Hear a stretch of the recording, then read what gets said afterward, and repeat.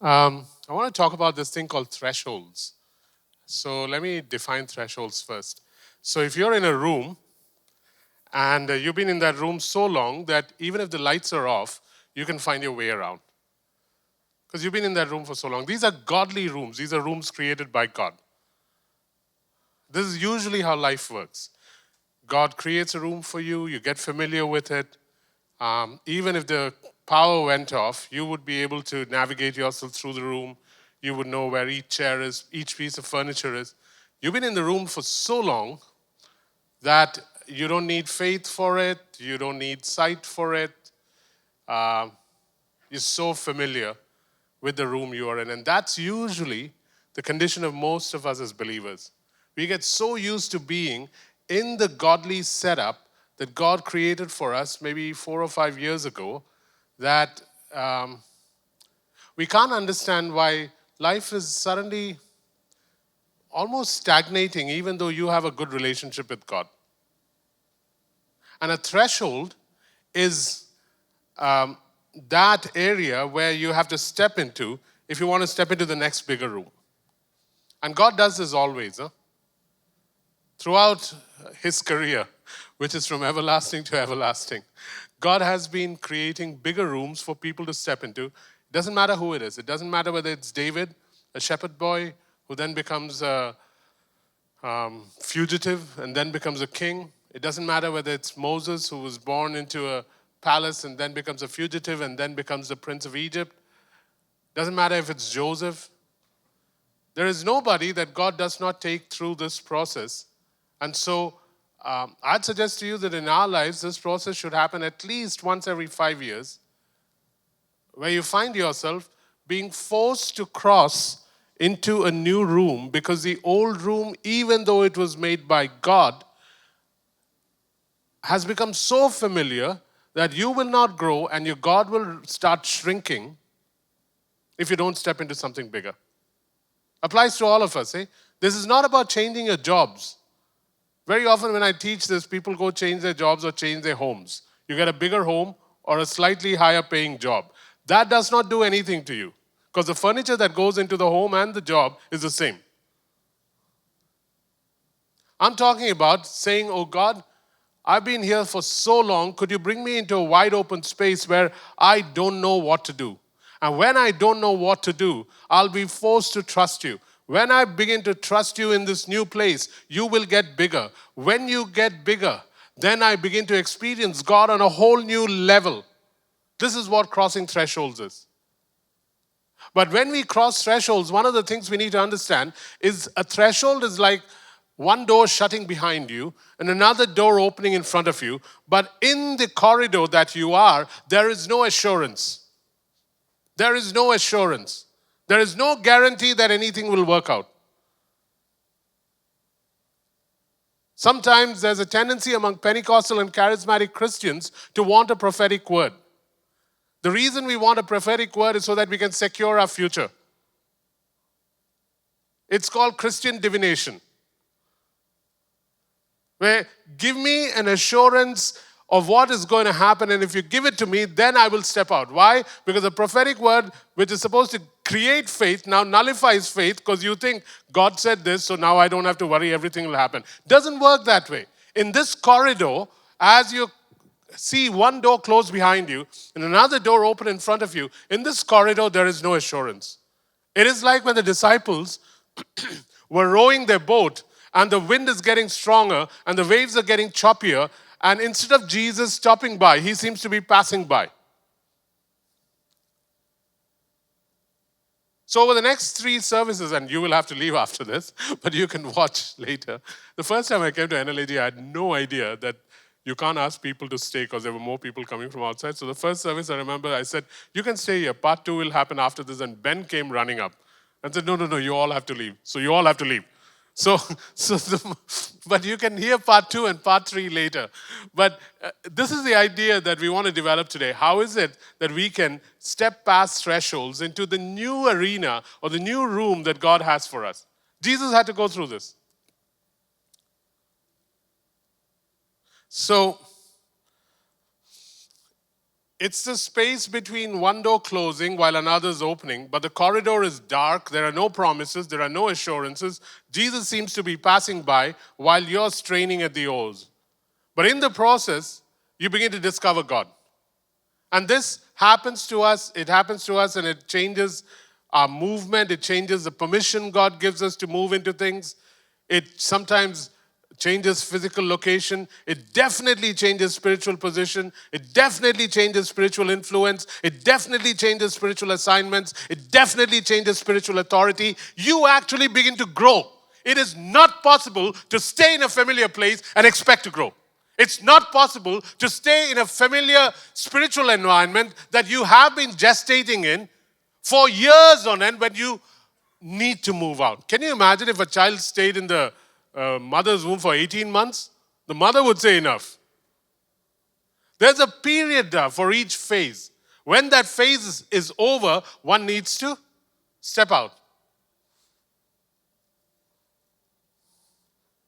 So, what do we need to trigger thresholds? As in, if God is saying, hey, Jacob, you've been in this room for so long, man, time to move out because I want to do things with you. But you are so familiar with this that you don't want to step out. This is going to be a slightly hard message. And so you can do one of two things. You can either be highly receptive so that something happens when you leave, or you can say, great message, and nothing will happen for another year. We have our own methods of spiritual quarantine. Spiritual quarantine is when we decide we have to isolate ourselves and not move out of this room for the next 3 years. And God is saying, hey, isolation's over, come out. Breathe.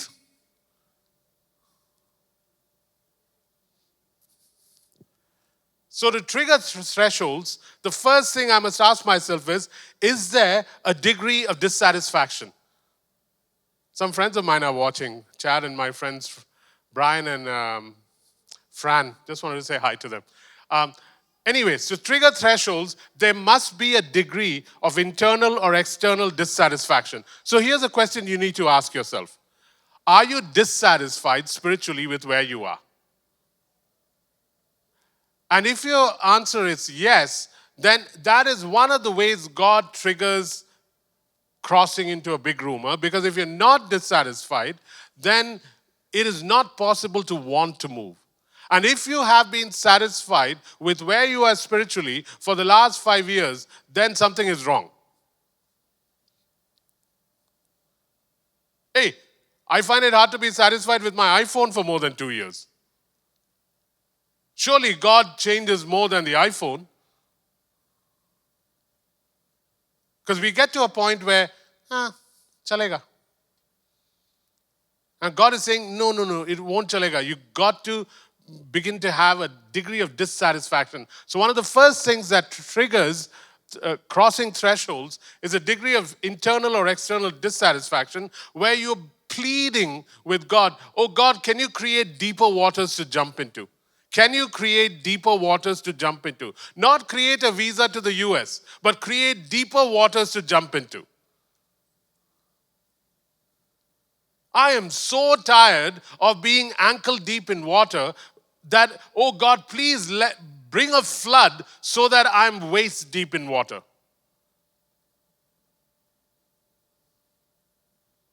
So that's the first thing you need if you need to cross thresholds. Second, and this is even tougher, there must be a readiness to strip away everything that's unfamiliar. Everything that's familiar.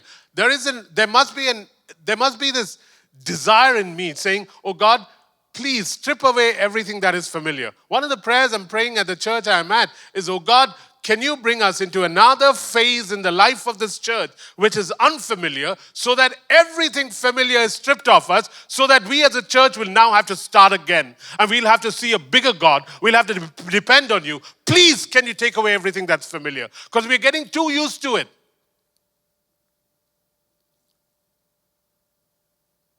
These are the prayers that we begin to pray then if we want to cross thresholds. Pastors need to pray it, people need to pray it, paupers need to pray it, princes need to pray it. Please, Father, I've gotten so used to how I live. Strip away from me that which is familiar so that I may once again enter into places that are unfamiliar. Usually, oh God, Out of the 24 hours in a day, I need you about 2. The rest I can manage on my own because I know how to make this work.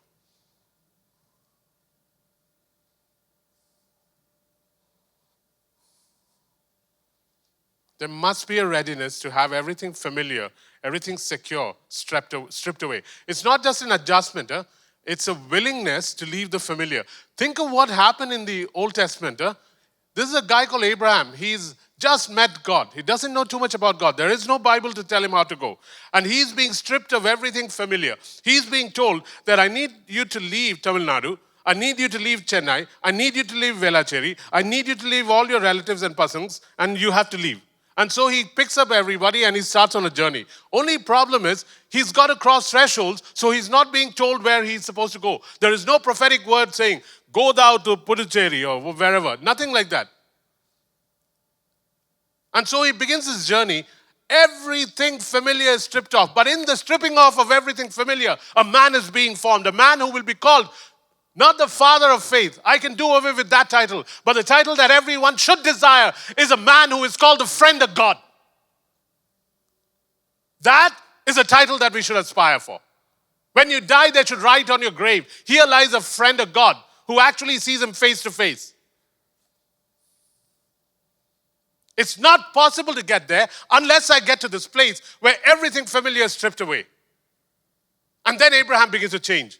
Hey, it was not the name change that came first. Before the name change came, God knew here was a man who would change. And so I can go ahead and call him Abraham because Abraham is a man who wants to change.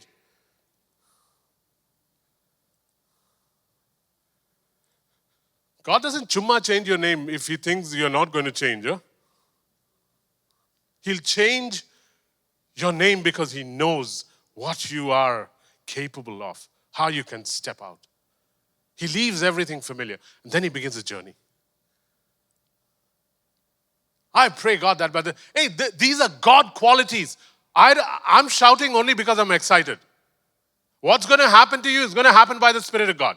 And I guarantee you, if you open up your hearts and minds to this, the Spirit of God will begin to move because God is the only one who is supposed to be unchanging. All of us are not supposed to be unchanging.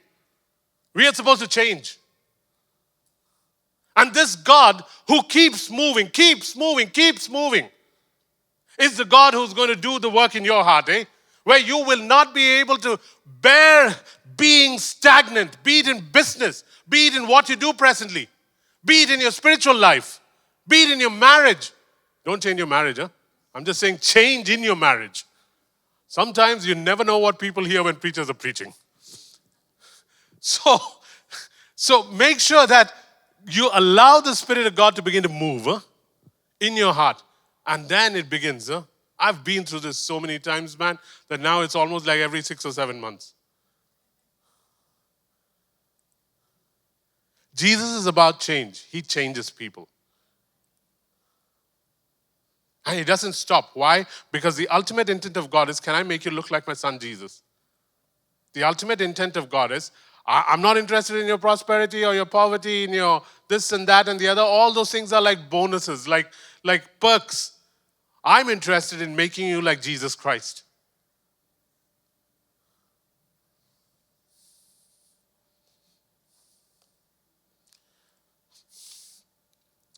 Next thing, if you want to trigger thresholds, is you have to be able to endure the hazard of moving. You have to endure the hazard of moving. It is very difficult to be in one place and say, here I will die, and expect God to be able to trigger thresholds. As in, if you want to step into a bigger room, you have to endure the hazard of moving. God may ask you to move. Very hard for us, Our jobs force us to stay in a certain place. Our commitments force us to stay in a certain place. So are we supposed to break our commitments? No. But we have to begin to shape our lives so that tomorrow, if God asks me to move, I'm willing to move. I've been living in this city in Vancouver for years on end, almost 30 years. And I think 2.5 years ago, Chad had come and prophesied that, listen, you will begin to move from this city and you will start living somewhere else. And I was thinking to myself, Father, I hope he's wrong, or I hope he's not right now. That let it take its own sweet time. Because I love the city I live in. I've lived there for so long. I know the streets by heart. I can drive with my eyes closed. I don't. I keep my eyes open. But I can drive with my eyes closed. It's that kind of a city that it is. And I love it. It's a beautiful city. And Chad is saying this. And I'm hoping it's in the far future when I'm 70 or something. Like retirement city. But in my heart, I knew God was saying, you'll have to move. And finally, in October, I had to move. But God wasn't saying move permanently. He said spend 2 weeks here, 2 weeks there. Got a new problem then. You can't spend 2 weeks under a tree. You'll have to rent a place in one city, you'll have to rent a place in another city. You have to endure the hazard of moving. And when you endure the hazard of moving, it'll cost you. Hey, moves in God will cost you. After you say yes, only then does the provision come. Or there'll be an initial provision and then there'll be the requirement of faith. These are the reasons we stay in the same room for years on end. My parents were living in the Middle East. They lived there for 22 years and they never moved house. Not because they couldn't, but because we're always planning for the future, never planning for the present. Anyone who goes to Abu Dhabi is always planning for one day in Chennai or one day in Kerala, I will build a house. Meanwhile, while I'm here, I will live miserably. And so we're postponing everything to the future when God is saying, I want you to trigger thresholds right now here so that you're completely available to me to do whatever I want you to do, even if that requires you being called a friend of God and me moving you like Abraham. My question to you and I is, how many of us really want that? Really want that? Because it's going to cost. But once we begin to think like this, no, guys, your God becomes God.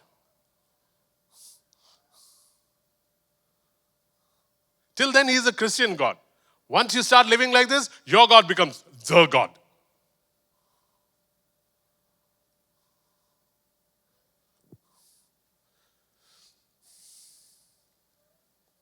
You must endure the hazard of moving, even though you're unsure, even though there is no land in sight, even though there is no evidence that it'll work out, even though people are mocking and saying, what's wrong with you? You had such a good job. You had such a good this thing. You had such a good that thing. Hey, you got something better than all that, huh? You got a really good God.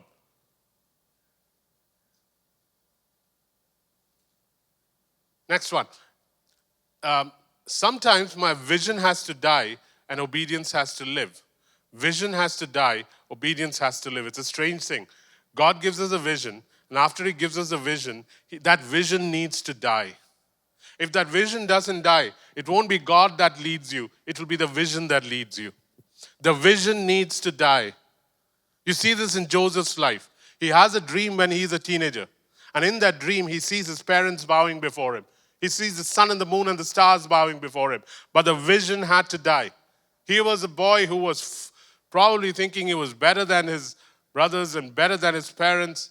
And Jacob actually scolds Joseph saying, why are you thinking like this? He was his father's favorite son, wore a coat of many colors, and then the vision had to die. In Psalm 105, it says, the word of the Lord tested him. He was put in shackles, and the word of the Lord tested him and then proved him.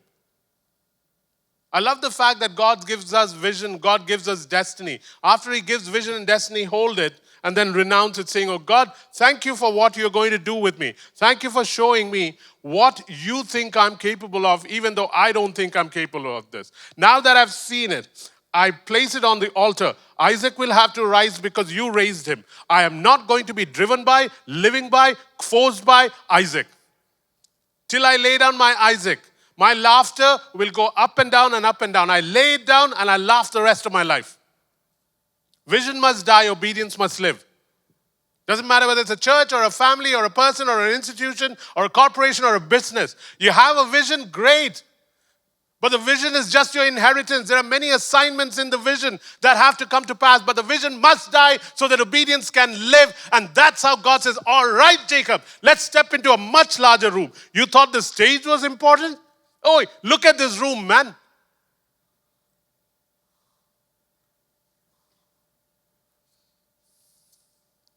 This is why worship leaders remain worship leaders. Pastors remain pastors. Because nothing triggers a threshold. We go from being pioneers to settlers.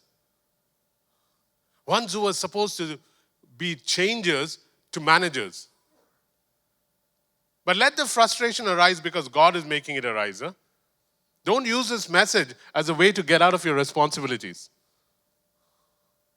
Let it be something that God stirs up. God is not trying to stir up what you should do. God is trying to stir up who you should be. God is not trying to stir up what you should do. God is trying to stir up who you should be. Hey, I'm calling you to be this. Come.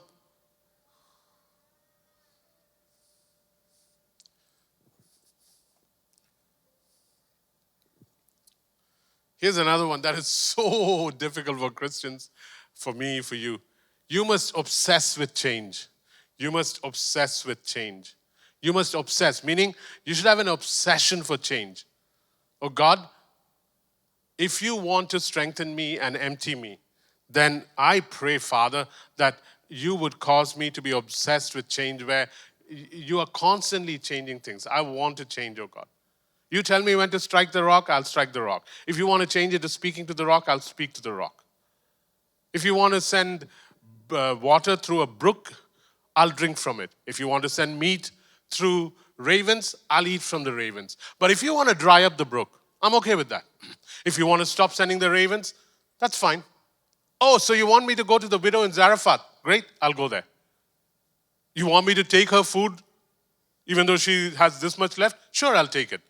This is the nature of a life with God. Oh, you want me to touch someone and heal them? Sure. You want me to spit on them? Really? Okay. You want me to speak to them? All right. You want me to go tell them to dip in the river? Sure. You want me to take a boat across the Sea of Galilee? Sure. You want me to walk on water? I've never done that before. Sure. You want me to go to Samaria? That's not a good area. Okay. You want me to drink water from this well? Sure. What do I say to this woman? She's got 5 husbands. You want me to talk to her? Obsessed with change. Obsessed with change. The greatest strength that a Christian has is when they understand that the Spirit can be strategic if you are fluid. The Spirit can be strategic when you are fluid. The Spirit can be strategic when you are fluid. If you are fluid, if you are willing to prepare, if you are willing to plan, if you are willing to have an understanding of what you're going to do, and after having done all that, say to God, now if you want to change any of this, you are so welcome because you can be strategic when I am fluid after having prepared and planned. You think I'm not preparing before I come here and speak? Of course I am. But you think I'm not open to him changing whatever? I was supposed to speak on doubt this morning. I even WhatsApped someone saying, they asked me what am I speaking on. I said, I'm speaking on doubt. That was the first sermon.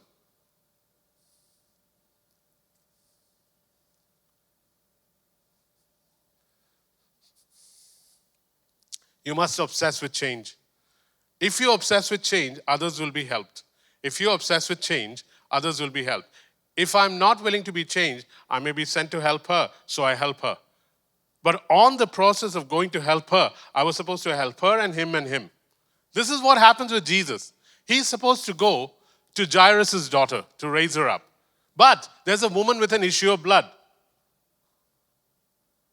If he isn't open to change, he would have gone with the first instruction. He's supposed to go and heal Lazarus.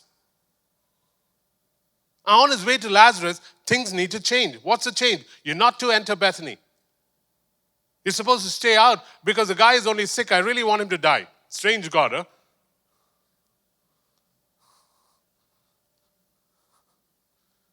That's when people are helped. Because God knows, hey, I want you to change so that what I want to do can be accomplished. This is how we trigger thresholds. Remember, he's the only unchanging one. The rest of us are supposed to change. You must be fluid, because if you're fluid, you can be strategic. You can turn at the whisper of the Holy Spirit. So Paul goes to Bithynia. The Holy Spirit forbids him to go there. He goes to Mysia. The Holy Spirit says, can't let you in here. So what does Paul do? He does the next best thing that all missionaries should do. He went to sleep. So when he goes to sleep, he sees a dream. And in the dream, he sees a man saying, come to Macedonia. He goes to Macedonia. Paul had a set agenda. He wasn't chumma going knocking at doors saying, can I get a visa? He knew where he should go.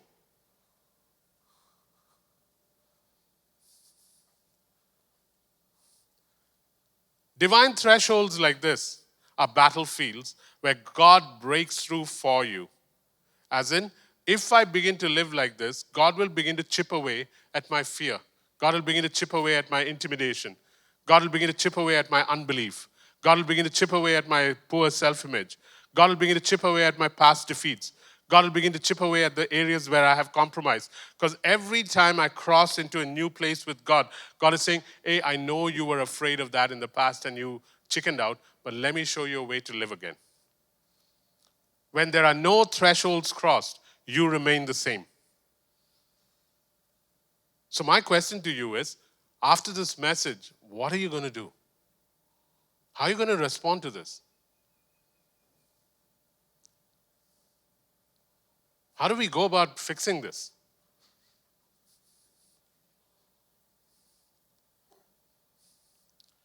I also want to warn you that because God likes you so much, if you refuse to move, then sometimes God sends waves to dislodge you from your favorite place of stagnancy. He'll send a wave. We will blame the devil, but he will send a wave. As good Pentecostals, we must blame the devil for everything. But sometimes the wave is from God and it rocks your boat and sends it adrift on the ocean of God and dislodges you from the mooring of the stagnant pond that you're in. And when it's sent off like that, even if you rebuke the devil, the wave doesn't stop. Because it's a God thing. I've had that happen in my life. I learned quickly. So to cross the threshold, one of the things you have to check is, what is the spiritual womb you're gestating in? What is the spiritual womb you're gestating in? It sounds complicated, it's not. What it simply means is this: who are you connected with? What kind of body or church or tribe are you connected with? Are other people in your life people that will facilitate change, or are the people in your life settlers who will discourage you from change? 2 hours here won't cut it. After this, what's going to happen? From 11 o'clock today to next Sunday, who are you spending time with? What kind of spiritual womb are you being conceived in? Are there people passionate enough to keep pushing?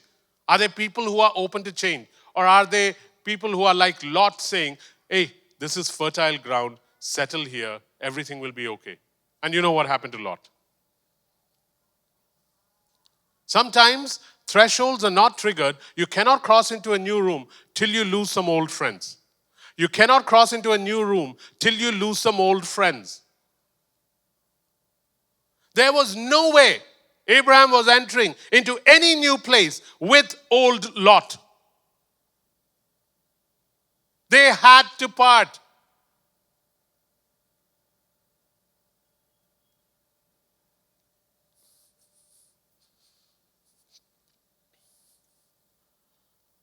Some of the other things that will be very discouraging is our familiarity with mediocrity. Mediocrity is not just about doing something in a mediocre fashion. Mediocrity is when I get so used to do something that I can do it without thinking. I want challenges, guys. This preaching thing is the easiest thing to do. Because I've been doing it for 32 years. Oh, Father, give me more than just preaching. Send me into places where I'm scared.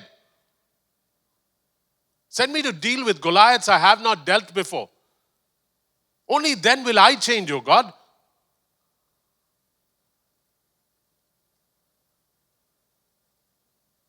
Send me into places where I don't have the budget for operation. I'll have to see you as the one who provides. Put me with difficult people so that I become like you. Teach me how to take offense and not be so upset by what you have done that I want to hang you upside down.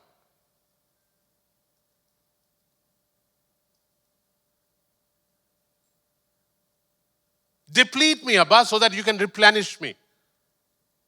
What prayers, huh? Deplete me, O God, so that you can replenish me. I've said this a million times, there is no inflow unless there's an outflow. An outflow is always provoked by foolishness. When you're foolish, it provokes an outflow. When an outflow is provoked, inflow happens. My homies are sitting back there. Some of the guys from Bahrain. Hi guys. You were late. Now it's on like big time TV, huh? You all were late. Sorry. So, sometimes our loyalties have to change. Hey, you said 8:30, right, Abhilash? Macha, that's a lot of time, da? So, sometimes it's loyalty, huh? Sometimes our loyalties prevent us from stepping into new thresholds. You are so loyal sometimes to maybe an in-law or a family or a certain person who helped you that you will not go. You won't go.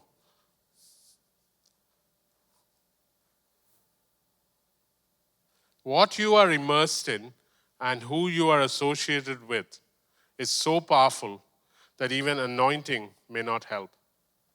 What you are immersed in and who you are associated with is so powerful that sometimes even anointing may not help. You know, Jonathan was Saul's son and he was a really good friend of David. Michael was David's wife.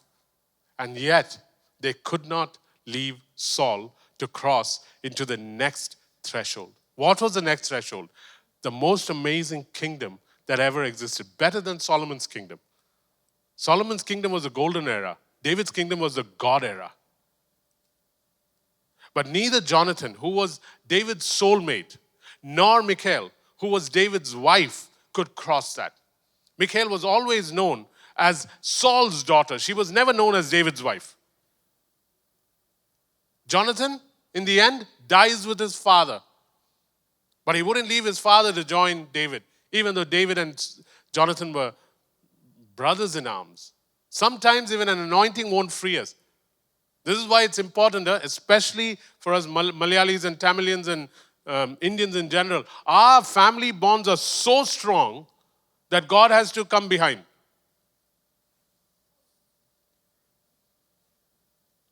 I didn't hear any hallelujah to that one. So I'm assuming it is the truth. Whenever it's true, there are no hallelujahs.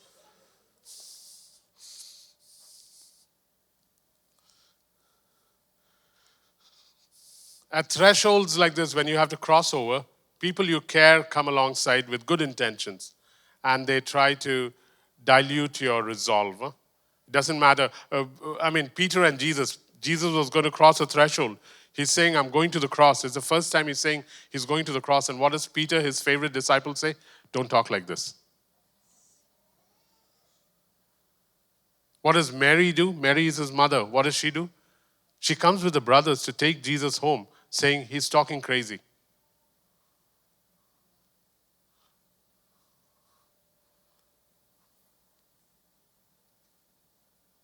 I remember being in this church in 2004 or 2005. And I was the pastor there. I was being paid well. And in my heart, I knew I had to leave and I had to plant afresh. I had to start afresh. And every time I wanted to start afresh, people would say, this is a really bad idea. Finally, your life is stable. Don't mess this up. For the first time in your life, you're getting things stabilized. You have a tendency to always mess things up. Don't mess this up. I decided, okay, I got to step into what God is saying. Very clearly, God was saying, you need to cross into a new room. There are no assurances. There is no salary guarantee. There is nothing. You step out, son, and I'll take care of you. I was so scared. And so I went and talked to the elders in that church saying, I need to leave. And they said, it was so funny. They said, go for 3 months. This church planting thing, work it out of your system. so that you try it and you will see how badly it will fail. Then come back. We won't tell anybody. We will say you have gone for a 3-month study holiday. And when you come back, we will give you a higher salary and we will give you dental benefits also. I wish I had taken that. My teeth are not very good right now. But the point is this. They were even sweetening the deal so that I could stay back. That was how critical it was for me to cross over. I remember going back and quickly writing a letter saying I'm leaving and handing it to them because I was scared that I would go back into my old ways. When God is inviting you, and let me assure you, if nothing has changed in your life over the last 5-10 years, then let me guarantee you God has been talking to you. But it is scary. But once you step out, guys, it's the most exhilarating adventure you can ever have. And a God who is not a God of that kind of living, Christianity gets boring after a while, guys. So how do we solve this then? How do we now begin this process? One way is to go back and examine or go forward and receive the promises of God. Go back and examine the promises of God. What has God said? What has God said? Go back and examine the promises of God. Or come forward and receive the promises of God. What is God saying? What do you want me to step into, oh God? You don't have to change your job to step into what God wants you to be. I still pastor a church, but that doesn't mean that anything has to, I don't have to stop pastoring. I can pastor and do 100 other things that God wants you to do. Jesus was a carpenter. He did 100 other things. He didn't stop carpentry because if he stopped carpentry, his entire family would die because he was the oldest. He had to earn a living for the rest of them. Second, cultivate discipline so that you're consistent in your Christianity. Consistent in your Christianity.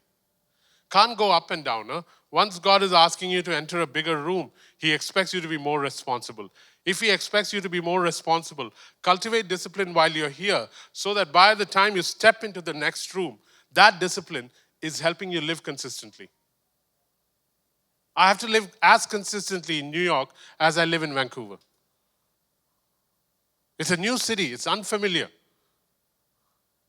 But I have to. Third, when God takes you into a bigger room,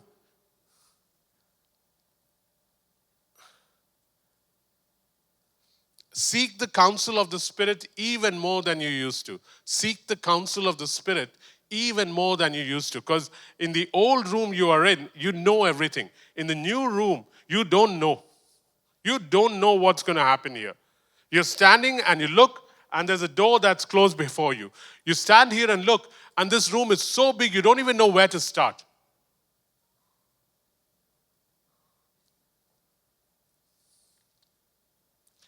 Let me define room for you, just in case you miss out on it.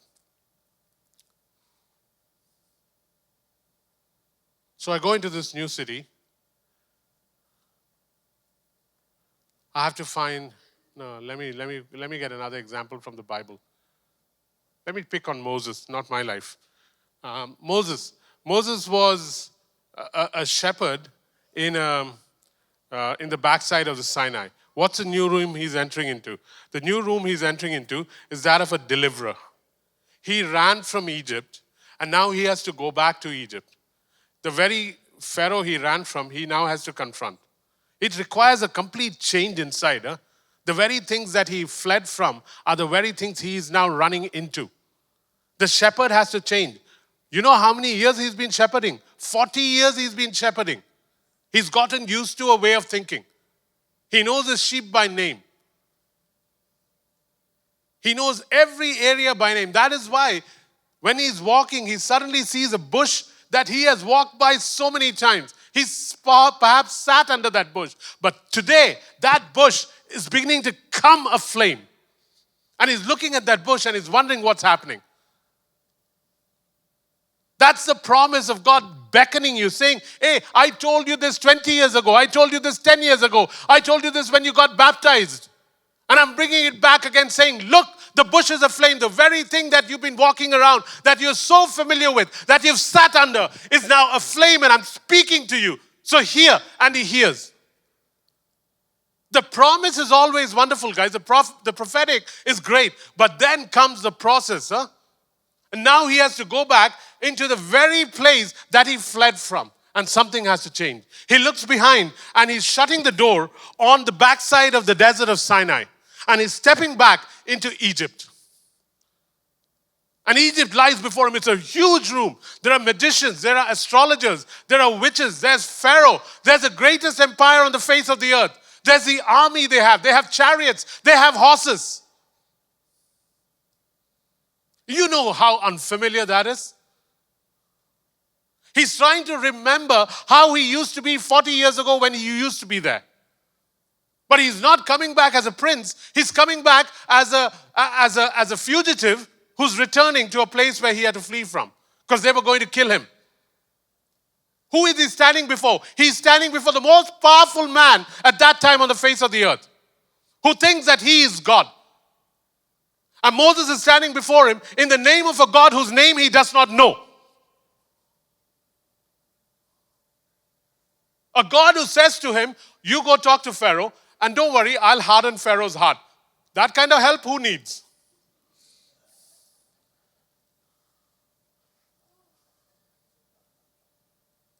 You have no idea how unfamiliar that was.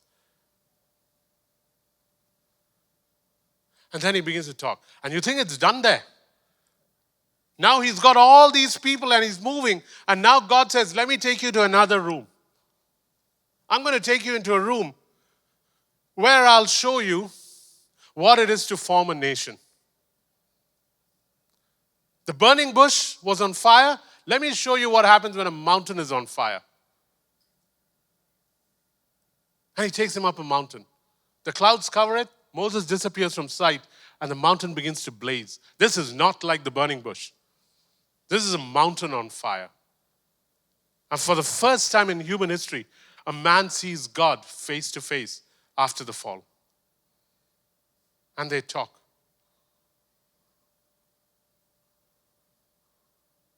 People are trembling, They are scared of this mountain. The mountain is trembling. There's an earthquake. There is fire. There's flame. People say, don't even ask us to go near him. You go.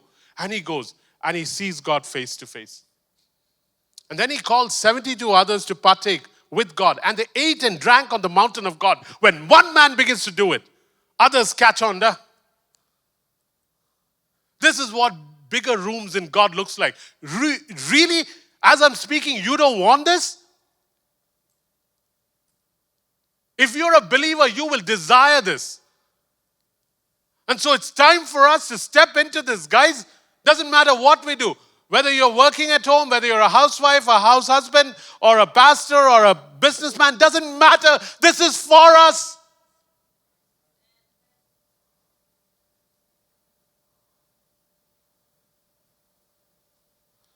This is what God is saying. Come, I'll take you from a basket that was floating down the Nile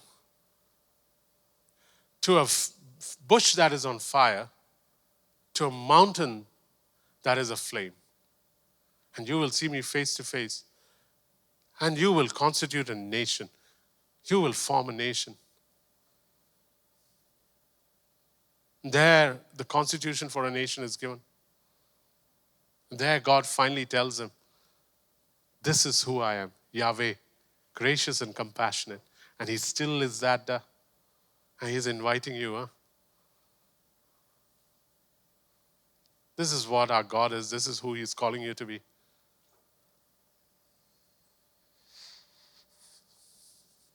So I just pray that first your lives, then your homes, then your businesses, then what you want to do with your lives, that you say, oh God, give me that inside dissatisfaction now to step into what you want me to step into.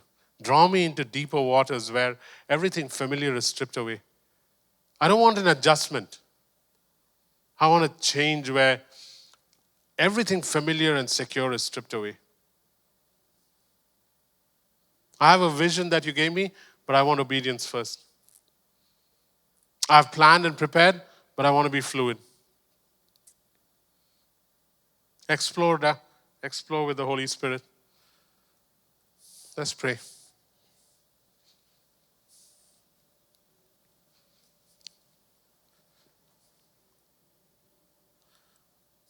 Father,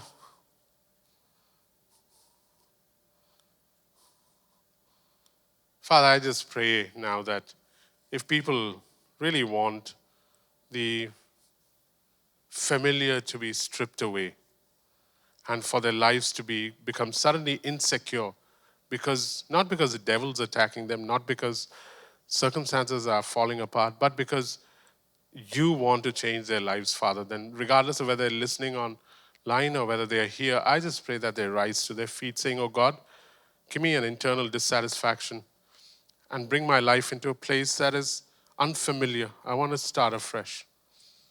I've been in this room you created for me for very long. I want to step into a new place. So, Father, if there are people like that here, I pray that they rise up right now. They stand where they are.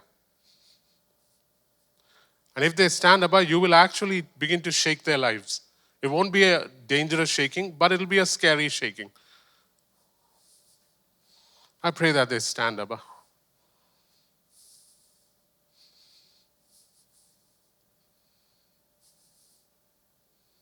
So let me pray for them first, Father, and then we'll pray for the others. Father, you see these people, Abba. You see these sons and daughters of yours. They've stood up, Father. You know their names, you know their future, you know their present.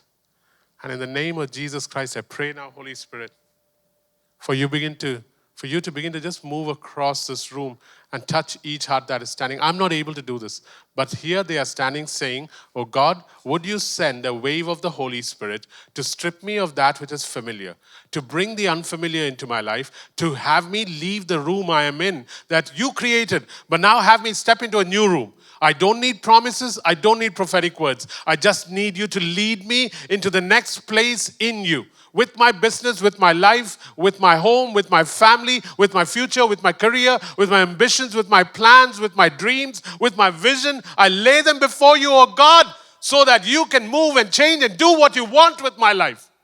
And let it be so, Jesus, by the power of your Spirit. Let it be so, I pray. In the name of Jesus Christ. Amen. Bless you guys. Thank you so much.